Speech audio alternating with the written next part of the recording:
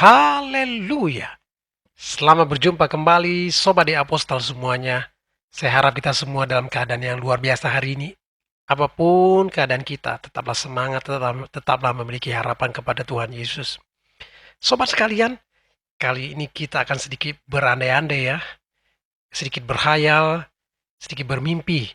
Video kali ini kiranya kita lebih rileks, lebih santai menanggapinya. Mari kita ingat kembali firman Tuhan yang tertulis dalam Markus 16 ayat 17 sampai 18.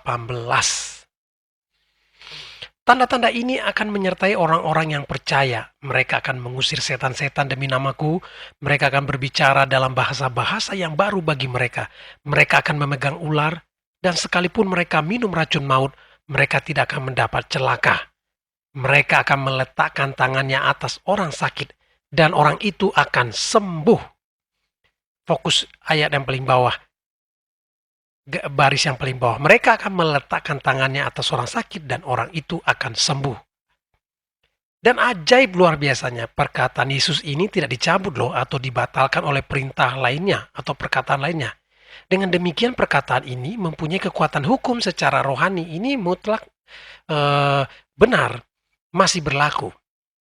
Sekarang mari kita berkhayal dikit ya. Hehehe. Jika mayoritas orang Kristen yang percaya dengan ayat ini melakukan persis seperti ayat ini, terutama pada baris terakhir, mereka akan meletakkan tangannya atas orang sakit dan orang itu akan sembuh. Yaitu seperti yang dilakukan Pastor Andi Simon di kota Balikpapan. Maka bisa tidak kita bayangkan apa yang akan terjadi? Saya yakin ya, di berbagai tempat akan ada mukjizat massal terjadi. Di jalan-jalan orang akan mendoakan orang sakit. Di rumah-rumah, mungkin di kantor-kantor, penyembuhan massal terjadi. Wah, di jalan-jalan ramai di orang berbondong-bondong.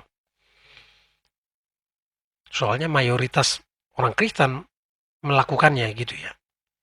Bukan hanya ada di Balikpapan saja, namun dari Sabang sampai Merauke. Kira-kira apa yang terjadi sobat sekalian? Coba tulis komentar Anda di bawah video ini. Silakan bro and sis, ada beri komen di bawah ini. Di bawah video ini bagaimana pendapat saudara tentang hal itu. Menurut saya beberapa kemungkinan yang terjadi. Yang pertama, pasti banyak muncul berita viral lainnya. Yang kedua, pasti sering terjadi kemacetan di jalan-jalan. Iyalah, tiba-tiba orang akan bawa kursi roda gitu, ambulans datang bawa orang yang sudah tidak sembuh atau minta tolong dibawa deh ke mana gitu yang lagi ada penyembuhan. Mungkin juga di rumah sakit jadi penuh ya. Yang ketiga, kegiatan umum bisa terganggu. Iyalah, orang mungkin jalan jadi terganggu, macet kira-kira ya. Kekristenan menjadi populer bro and sis. Yang kelima, pasti banyak jiwa-jiwa baru mengenal Yesus. Iya kan, jadi kenal dia, oh ada Yesus penyembuh ya, kira-kira gitu. Yang keenam kemungkinan adalah fakultas kedokteran menjadi sedikit peminatnya. Ini bahaya ini. Yang ketujuh, bisnis rumah sakit menjadi sedikit terganggu. Khususnya rumah sakit yang menangani kelas menengah ke bawah. Yang kedelapan, kemungkinan tenaga kesehatan kekurangan pekerjaan. Haleluya. Ini kan berandai-andai ya. Apakah kemungkinan itu bisa terjadi? Menurut saudara bagaimana? Apakah karunia penyembuhan itu hanya untuk orang tertentu saja? Apakah Tuhan pilih-pilih orang untuk dia pakai? Atau tanda-tanda itu akan menyertai setiap orang percaya? Yang jelas, kita kekurangan orang-orang yang masih percaya perkataan Yesus tersebut dan mau menghidupinya. Kalau boleh tanya sedikit ya, kita bergerilya sedikit.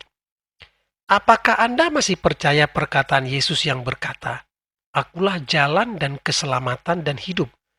Tidak seorang pun datang kepada Bapa kalau tidak melalui aku"? Masih percayakah Anda bahwa jalan keselamatan hanya ada satu jalan? Atau saat ini Anda sudah berpikir, orang jalan ke Roma aja banyak. Bisa lewat banyak jalan ke Roma kok. Jadi menurut Anda keselamatan satu jalan atau bisa banyak jalan?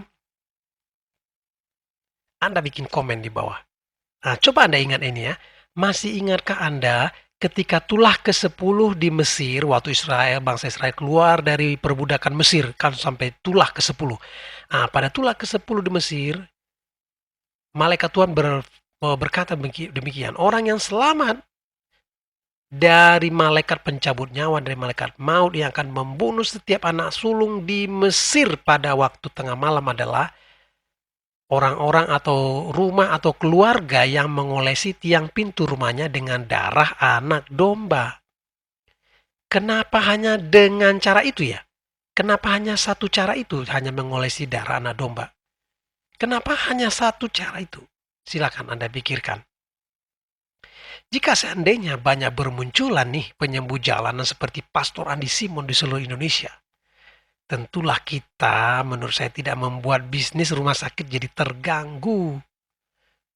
Justru kita membantu orang-orang yang tidak mampu secara ekonomi, yang gak punya duit banyak bisa tertolong kan, jadi mengalami kesembuhan. Atau mereka-mereka yang sudah ditolak di rumah sakit, ya Pak, nggak ada harapan lagi nih, kayaknya tinggal 3 bulan lagi, atau Bapak senang-senang deh makan yang enak-enak. Maksudnya adalah umurnya udah tinggal panjang lagi. Mungkin yang sudah tidak ada harapan nih, boleh nih datang kepada penyembuh-penyembuh jalanan, ya kan? Mereka yang sudah tertolak, tidak ada harapan lagi. Itulah ladang-ladang kita tuh, ya kan? Pasti mereka sangat membutuhkan pertolongan dari Tuhan dan mereka disembuhkan. Dan kita jangan lupa kalau Anda sudah disembuhkan, apakah Anda tidak mati-mati ya? Ya Anda pasti mati juga bro and sis ya. Begitu umpamanya kita mau sakit nih, nanti udah tua umur 70. Sakit parah, didoakan lagi sembuh. Puji Tuhan dia hidup lagi. Wah, nanti terus panjang umur sampai umur 80 ternyata mau mati lagi, didoakan lagi sembuh. Tidak mati, 90 didoakan terus. Wah, kapan matinya kita kalau gitu, capek juga, pasti orang tuh pengen mati juga. Jadi ingatlah ya, sekalipun Anda sudah sembuh, jagalah kesehatan Anda lebih baik lagi. Tuhan masih memberikan anugerah kepada Anda, makanya dikasih kesembuhan. Next, ya harus Anda jaga kesehatan dan jangan lupa Anda dan saya juga pasti mati ya. Orang-orang berduit, orang populer, pejabat-pejabat, dan orang kelas atas tentu akan tetap di rumah sakit ya. Mereka pergi ke rumah sakit, jadi tidak perlu khawatir bahwa seandainya pun kita banyak yang menjadi penyembuh jalanan, bukan berarti bisnis rumah sakit nanti akan jadi turun. Yang perlu kita khawatirkan adalah, menurut saya adalah, kenapa hanya satu pastor Andi Simon yang mempraktekkan Markus 16 ayat 17 sampai 18 tersebut tadi. Itu boleh juga untuk kita tanyakan, kita khawatirkan, renungkan sedikit ya. Sebagai kesimpulan, tadi kan di atas tuh hanya berandai-andai ya. Inilah menurut saya kesimpulan saya di video kali ini. Tentu tidak mungkin mayoritas orang Kristen punya karunia penyembuhan seperti Pastor Andi Simon. Kenapa tidak mungkin mayoritas semuanya? Karena karunia Roh Kudus itu bermacam-macam. Itu penyembuhan itu kan, karunia kesembuhan itu salah satu karunia.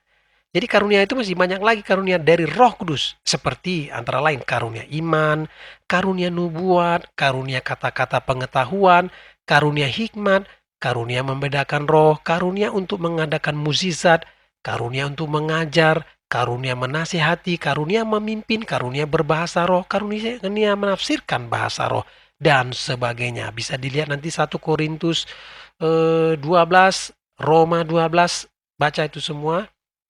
Banyak di sana ya. Dan jangan lupa karunia itu, kayak yang di atas tadi, memimpin, mukjizat, kesembuhan, karunia itu diberikan oleh Roh Kudus kepada setiap orang sesuai kehendak Roh Kudus itu. Jadi bukan kita boleh berharap meminta, tapi semua sesuai kehendak Roh Kudus yang memberi sesuai kehendaknya. Gitu ya. So, gimana dong kalau gitu dengan Markus 16 ayat 17? Nanti kita akan lihat.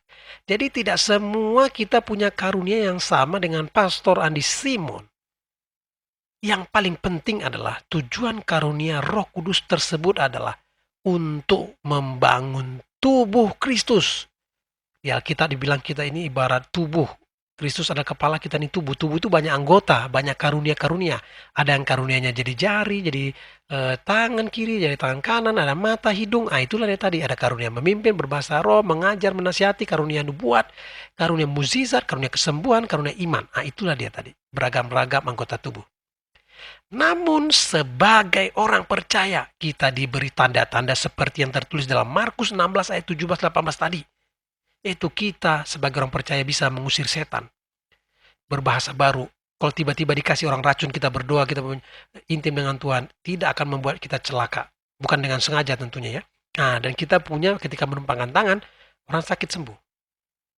Namun, ingat ini tentu karunia kita tidak sehebat orang yang punya karunia khusus di bidang itu yang diberikan Roh Kudus. Jadi tadi karunia untuk semua orang percaya, kita bisa menyembuhkan orang sakit, tapi yang lebih hebat, powerful, karena Roh Kudus kasih orang itu spesifik. Nak, ku kasih kamu karunia kesembuhan ya. Jadi dia berbeda dengan orang yang lain. Mungkin kita sekali-sekali sembuh, kita doakan, itu mungkin lama, sebulan kemudian baru sembuh. Orang ini langsung spektakuler, instan, langsung banyak, bisa lewat bayangannya orang sembuh, lewat air, lewat apa saja. Karena Roh Kudus yang memberi karunia itu spesifik, khusus buat dia. Nah, perlu kita ingat ya. Oleh karena itu, apapun karunia kita hari ini, tetaplah bersemangat dalam Tuhan. Yang penting kita berguna buat kerajaan surga. Berguna apapun, sekecil apapun Anda dalam anggota tubuh Kristus, jadilah orang yang berguna, yang memberkati banyak orang, yang membangun tubuh Kristus. Kiranya video ini memberkati kita semua. Tuhan memberkati.